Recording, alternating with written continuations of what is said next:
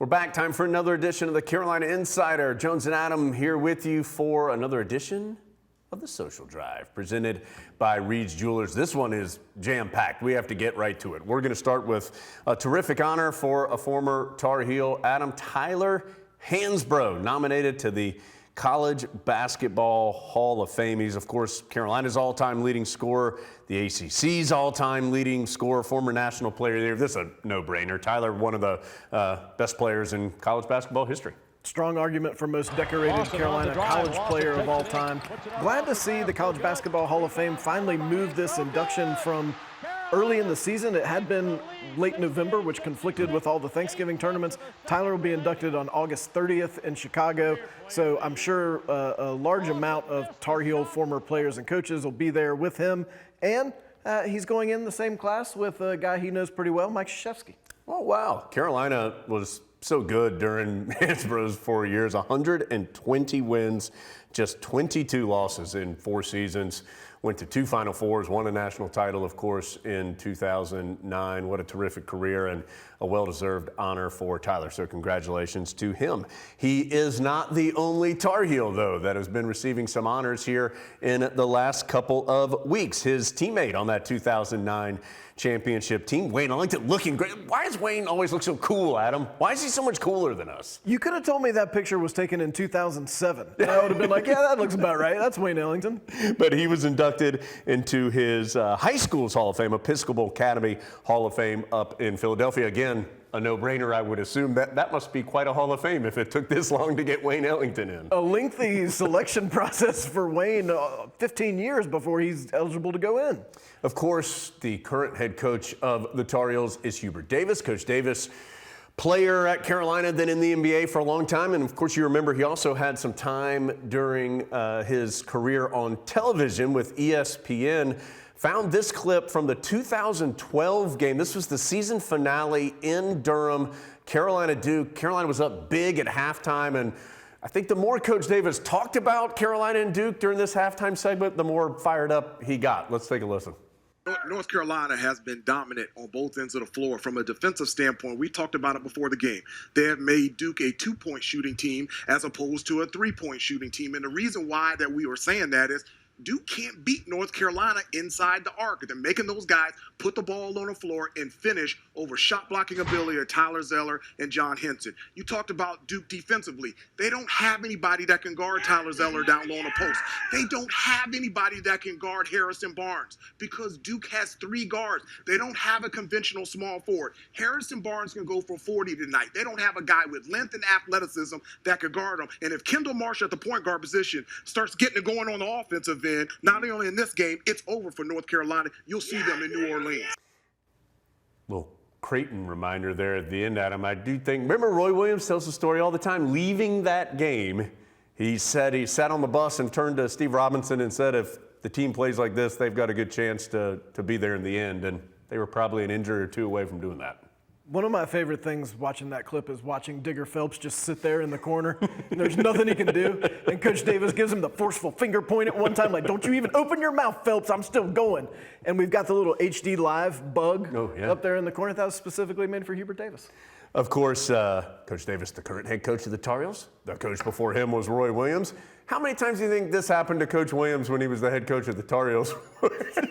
Where this picture taken out of someone's car, Adam, apparently Coach Williams stuck in a pretty severe traffic jam to the point where people are out of their cars. I'm going to go out on a limb and say that was not a happy phone call that Coach Williams was on. We've been on some slow buses and cars with Coach Williams before, so we know the tone of that conversation, and it is not a positive one. But also, when you're in one of those traffic jams, you always think, what kind of people get out of their car in this situation?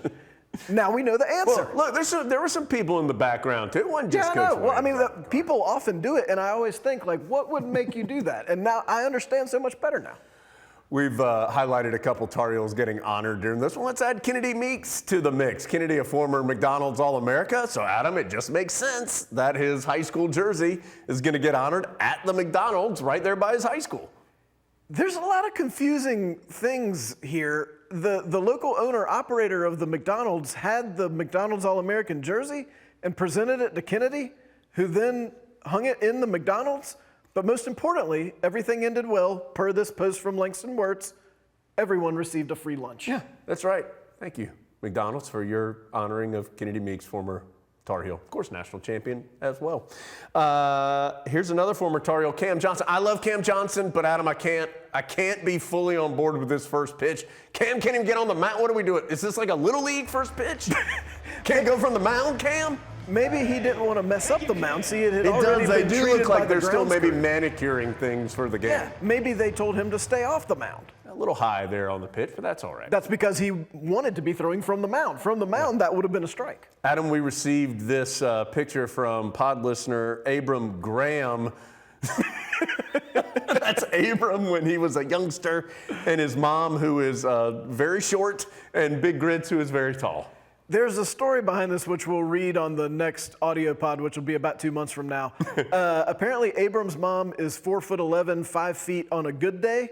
And Abram, as you can see, was a bit of a youngster, and Big Grits was less of a youngster, and just ran upon Big Grits in school one day. What a shirt Big Grits had going on right there. Like a rugby style, like that from the big man. Michael Jordan, we have highlighted Michael in many different ways here on the video pod through the years. And Adam, his NASCAR team, teasing a little Tar Heel design here. This is a very ominous video. Let's take a listen.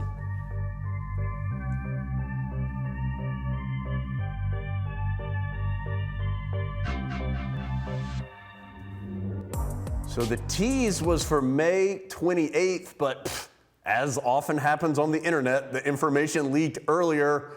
Thank you, Sizzle Chest Rockwell. There's that Tar Heel car. It does look pretty sweet. How could it have leaked with the car parked outside what appears to be the arena there in Charlotte? How could anyone have seen that? Stunned anybody saw it before it was supposed to be out there. Of course, graduation a couple of weeks ago here in Chapel Hill. More than 140 Tar Heel student athletes graduated this past spring, and that includes Adam, a couple of women's basketball players, some former pod guests there, Carly Littlefield and Eva Hodgkin. Congratulations to them. NBA from Keenan Flagler is no joke just on its own, but to do it while playing a Division I sport, that's hard work and well-deserved celebration. Congratulations again to both of those young women. Adam, a lot of talk about brand values for different schools and athletic departments these days because, look, it doesn't matter how much you win, it matters how much money you make. That seems to be the case in college athletics. Well, that's good news for the Tar Heels. They seem to make a lot, or at least have a lot of value. I was really excited to see that, just as Florida State said, they're right there at the top of this list. Oh, wait. No, 1, 2, 3, 4, fifth. David Bradley does social media and brand impact type stuff for Duke basketball. So this is his actual job. He didn't just randomly generate these numbers. A, it must have been painful for him to list Duke $160 million behind Carolina. But B, these are reliable numbers in this field. Couple of quick things to finish with. We seem every week to have some incredible Carolina baseball defensive plays. Let's add another. This is Patrick Alvarez out in left field for the Tar Heels against Clemson. Looks like this ball kind of kept going, but yet another good catch. Great addition back to the Tar Heel lineup, both offensively and defensively, to have Patrick Alvarez back in there. Missed some time with an injury. He's back playing in the ACC tournament this week in Durham.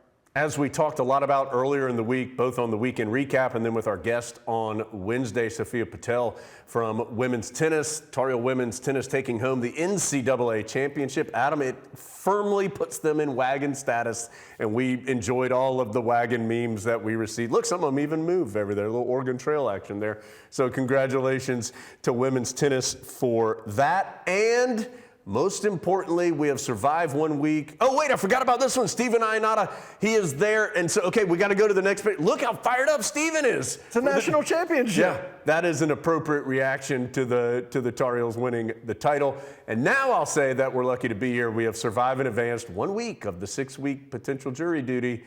1 week down, 5 more to go. Hopefully we don't have to see any of those in real life anytime soon. Look how interested I am in that photo over there. I look like I'm really into it. All right, thanks for being with us here on the Carolina Insider.